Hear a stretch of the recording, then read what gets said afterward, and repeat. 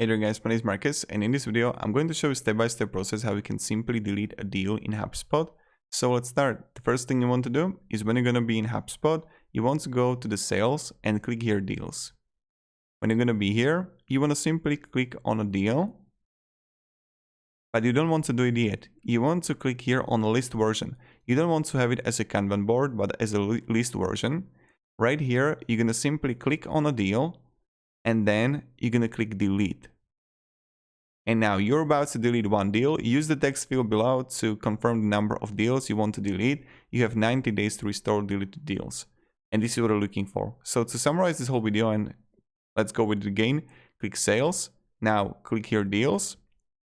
Then you're going to choose the deal name, click on it, and then just click delete. And this is pretty much it, how you can delete a deal in HubSpot. And click one. Thank you very much guys for watching. Have a great day and goodbye. See ya.